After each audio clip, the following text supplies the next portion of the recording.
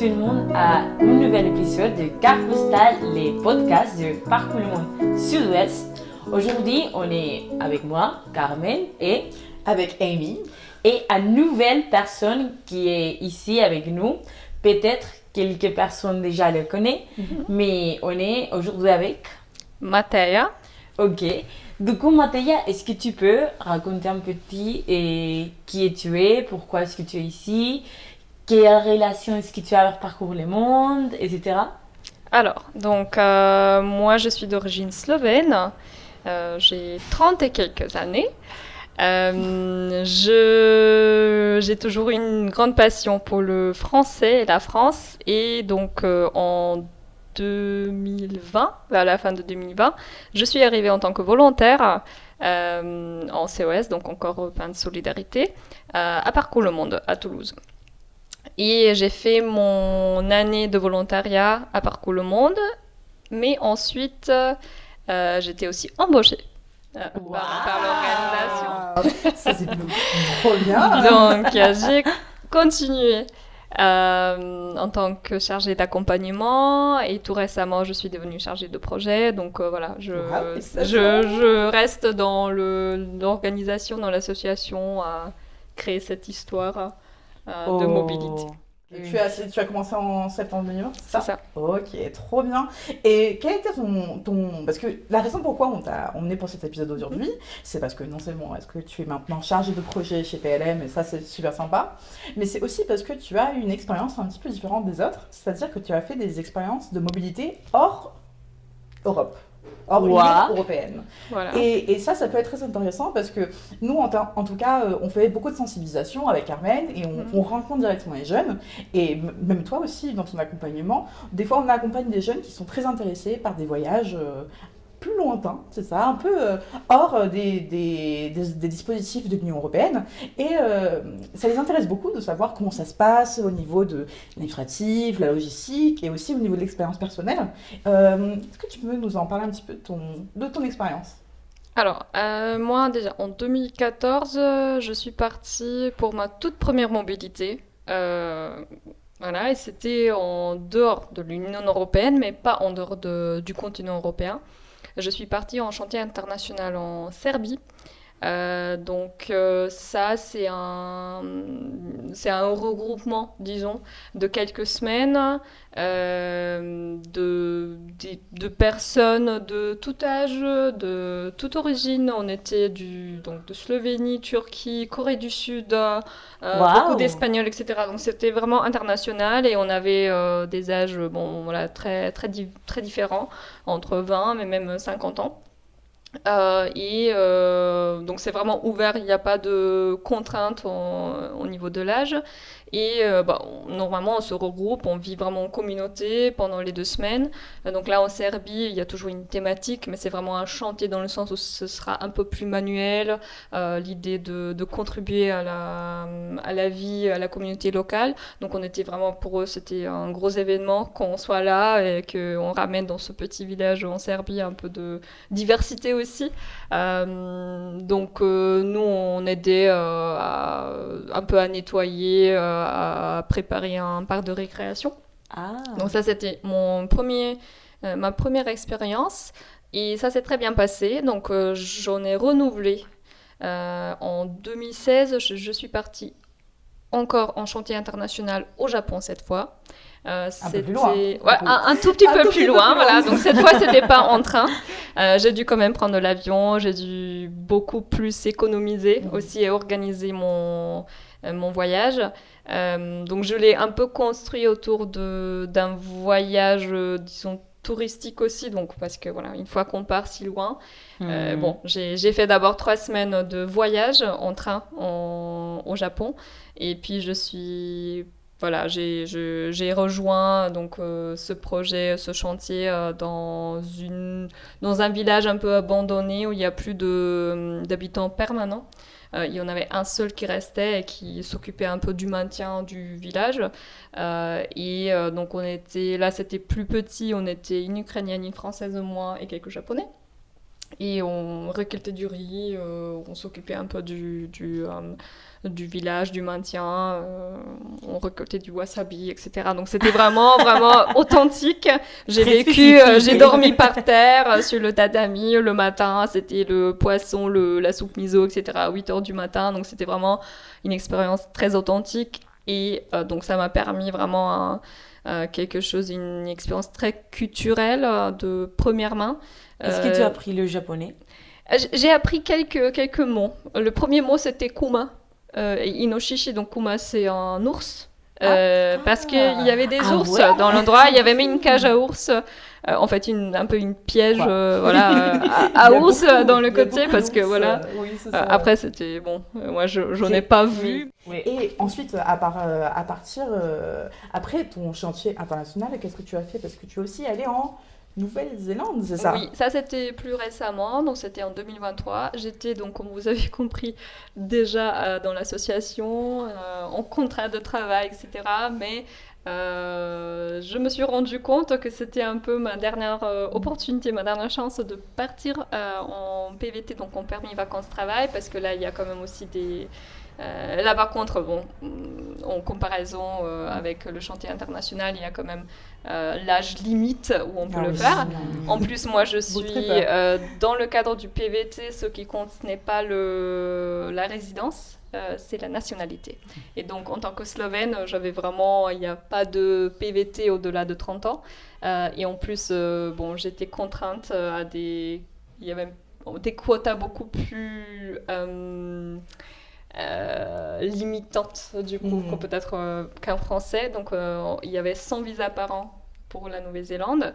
Les candidatures s'ouvrent une fois par an. Ah oui. Heureusement, j'ai pris ma décision 3 semaines avant la date de candidature, qui était ma dernière possibilité, parce qu'à partir de 30 ans, tu ne peux plus candidater. Donc, je m'étais entraînée sur les candidatures allemandes parce qu'ils ont les mêmes questions.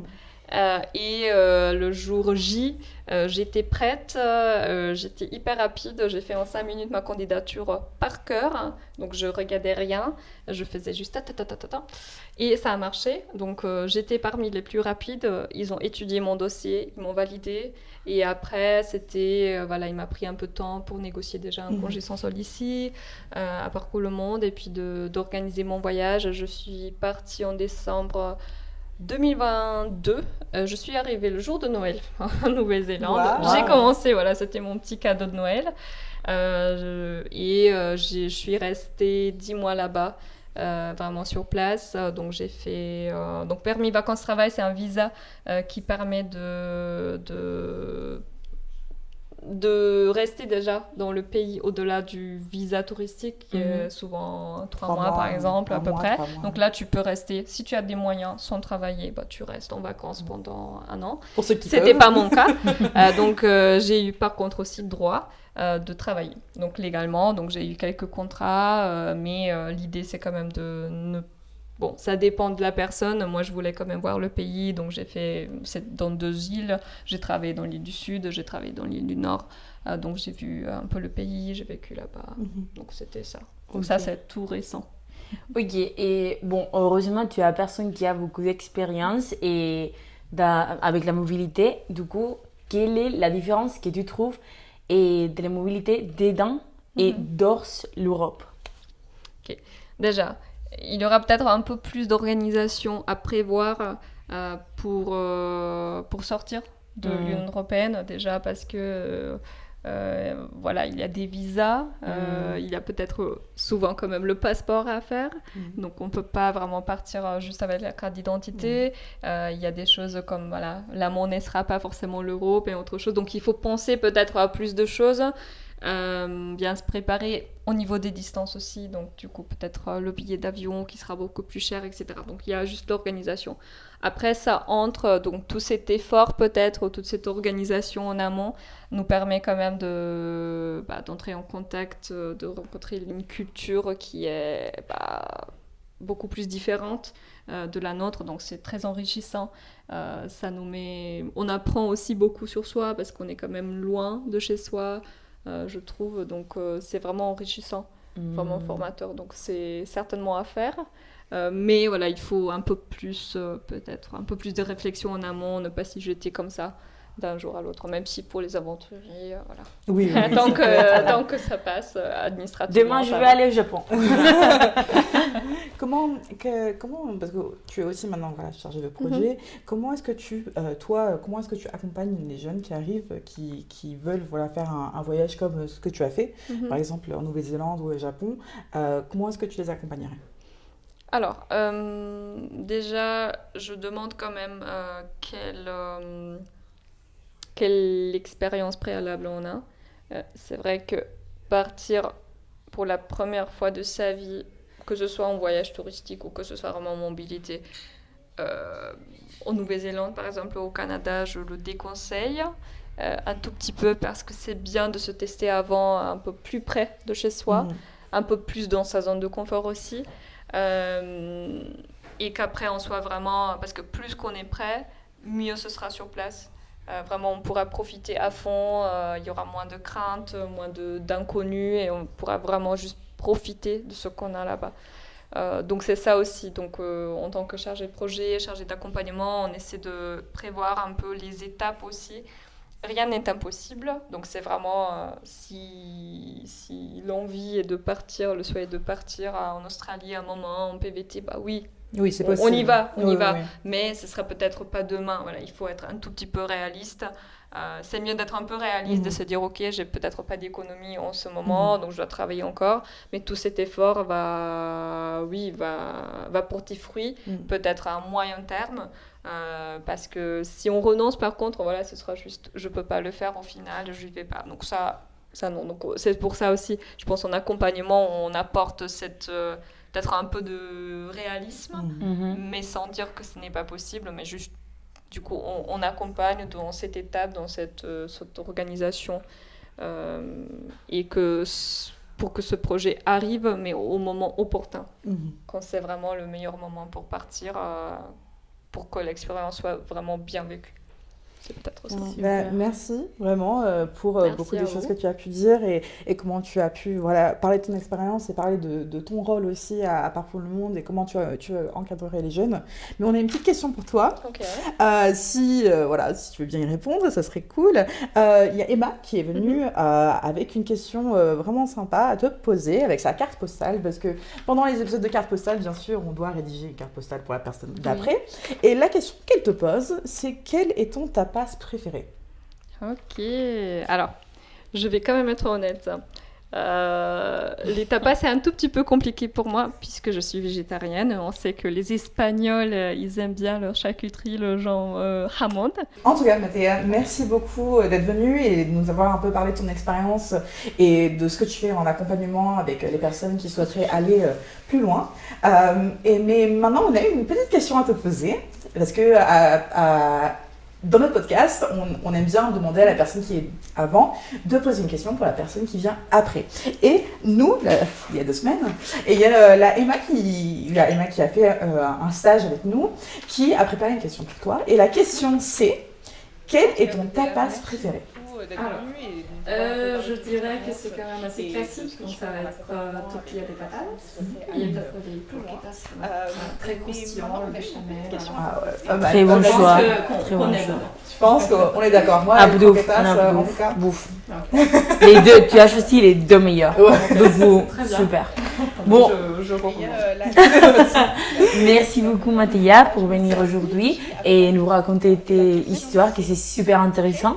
Et merci Amy pour Merci à toi, Carmen. être les meilleures présentatrices du monde. Merci à toi, Carmen, pour avoir été la meilleure présentatrice qui existe. Arrête. Merci à toi. Et merci surtout à vous pour nous suivre sur nos réseaux sociaux. Et souvenez-vous que l'épisode est disponible dans YouTube et dans Spotify et aussi dans notre Insta. Du coup, merci beaucoup et à la prochaine. À la prochaine. Et merci. Au revoir. Merci à toi, Carmen. Ok.